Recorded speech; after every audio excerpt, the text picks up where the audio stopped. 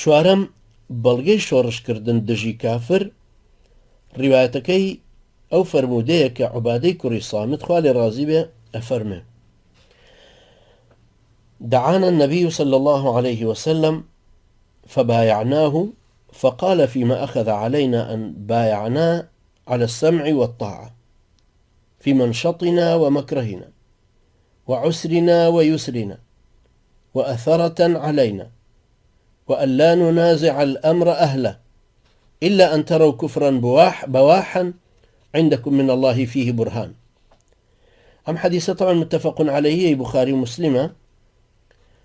عبادة فرمي پیغمبری خوا صلی الله عليه وسلم بانجی کردین ئێمەش بەیعەتمان پێدا لەو پەیمانەی لێی وەرگرتین ئەوە بوو کە پەیمانی جۆڕایەڵی و ملکەچی بدەینێ لە هەموو حاڵەتێکی چوستی و سستیمانە لە خۆشی و ناخۆشیمانە کە هەمیشە بەرزی و بڵندی ئیسلام پێش بەرژەوەندی خۆمان بخەین شەڕەپاڵ لەسەر دەسەڵات نەکەین مادام لە دەست کەسانی شایستەی خۆیان بێ فەرمووی مەگەر کوفرێکی زەق و ئاشکرای لێوە ببینن کە بەڵگەی کوفرێتیەکەیتان لە دینەکەی خوایە هەبوو بێ.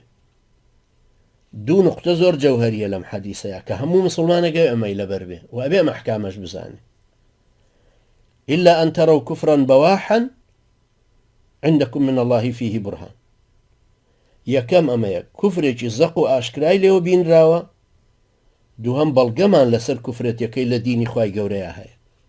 نەوەویش ڕەحمەتی خوای لێبێ لە شەرحی صحیح مسلمە لە مجەلەدی 12/229 بەدواوە دەربارەی ئەمە ئەفەرمێ قازی عیاض فەرموویەتی شەرع ناسانی ئومەت لەسەر ئەوە کۆن کە ئیمامەت یعنی خەلیفایەتی کافر جائز نییە و شەرعێتی بە دەسەڵاتەکەی نادرێ. ئەنجا ئەفەرمێ هەر حاکمێکی مسلمان کوفری لێوە دەرکەوت لا ئەدرێ. پاشان بەردەوام بێ لەو شەرحیاتەوە ئەنجا ئەفەرمێ ئەگەر کوفری لێ دەرکەوت و شەرعی گۆڕی یان بیدعەیەکی داهێنا شەرعێتی دەسەڵاتەکەی لەدەستەدات و مافی جۆڕایەڵی و ملکەچی لەسەر مسلمانان نامێنێ لەسەر مسلمانانیش فەرزە بێ ئەگەر توانایان هەبوو شۆڕش لە دژی بەرپاکەن تا لایەدەن و خەلیفەیەکی دادپەروەر ئەخەنەوە شوێنی. ئەگەر ئەمە بە هەمویان نەکرا تەنها بە کۆمەڵە کەسێکیانە بوو ئەوانیان توانی بیکەن لادانی لەسەر ئەمان فەرزە بێ.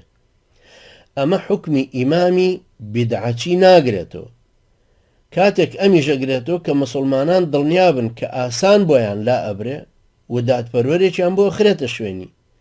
ئەگەر لەوە دڵنیابوون کە توانای ئەو لادان و گۆڕینیان نییە شۆڕشەکەیان لەسەر فەرز نامێنێ بەڵام ئەبێ هیجرەت بکەن بۆ شوێنێکی تر تا خۆیان و دینەکەیان قوتار بکەن. جا ئەمە باسی حاکمێکی بیدعەچیەکە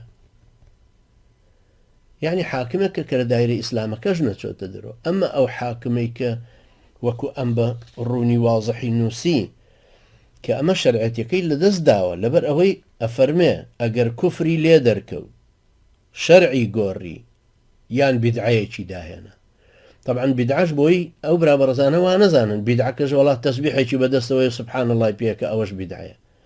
ئەمە باز لە بیدعەیە گەکەین لەو بیدعانەی لە زمانی ئیمامی نەوەوی ڕەحمەتی خوای لێوە باس کراوە 700 ساڵ لەمە و پێش یان لە پێش ئیمامی نەوەوی شەکە باس کراوە. نەک باسی ئیشتراکی نەک باسی دیموکراسی و ئیشتراکیەکە و لیبراڵی و ئەمە دید و تێڕوانی نەغەربی و شەرقیانە ئەمانە دینێکی ترن. تۆ کە دێوە سەر معنای کەلیمەی دین وا نەزانی ئیشتراکی دین نییە وا نەزانی دیموکراسی دین نییە. دین بە معنای دید و بەرنامەی ژیان ئەمانە دید و تێڕوانین و بەرنامەی ژیانن بەڵام بەو معنای کەلیمەی دین کە ممارەسەی عیبادەتی تیابێت طبعا بە معنایان تەفسیر ناکرێت بەمە ناوترێت بە دیموکراسی و اشتراکی ناوترێت دین بە معنای ئەوەی کە طقوسات و عیباداتێک و چەمانەوەیەک و قوربانیکردنێک بێ بەڵام خەڵک ڕۆحیەکە بە قوربانی حیزب بە قوربانی ئەو بیر و باوەڕێکە هەڵی کردو.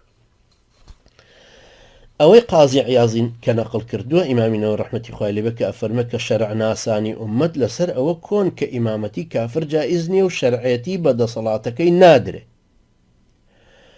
ابن حەجەری عەسقەلانیش ڕەحمەتی خوای لێبێ لە ئیبن بەطالی مامۆستای خۆیەوە نەقلی کردووە لە فەتح الباری لە مجەلەدی 13 لاپەڕ حەوت. هەروەها ابن التین ئەویش بە هەمان شێوە هەر لەویشەوە نەقلی کردو هەروەکو ئەم لە فتح الباریە لەو شوێنە لە لاپەڕە هەشتی مجلدی سیانزە هێناوێتەوە فەرمێ ئیبن التینیش لە داودیەوە نەقل کردووە ئیبن حەجەر خۆشی لە ئیبن التینەوە هێناوێتەوە کە لایەنگری بۆ چوونەکانیان بووە. ابن حجر رحمەتی خوای لەبێ لە لاپەڕە حەوت لە لاپەڕە هەشت لە لاپەڕە 123 مجلدی سیانزدە هەم باس بە تەفسیل لەمانە هەموو یەکات و ڕێی عولەمانەشی هەموو هێناوە کە خۆشیەکەلەوە کەوابوو ئەو کاتێک کە کوفرێکی لێ دەرەکەوێ تەماشاکرێ بزانە ئایا چەند ساحەبی قووەت و شەوکەتە. شەوکەت طبعا لە عەرەبیانی قووەت، چەند ساحەبی هێزە، ئایا ئەتوانن مسلمانان ئەتوانن بێنە خوارەوە بیدەن بە دادگا؟ ئەگەر نەیانتوانی شۆڕشی بەرپاکەن بەرامبەری، ئەگەر لە توانیانە ئەنجا فەرمێ ئەگەر نەیانتوانی کابراش بیدعەیەکی بەسەرا فەرزەکردن شوێنەکە بەجێ دێڵن. ئەمە خاڵێکی زۆر زەروری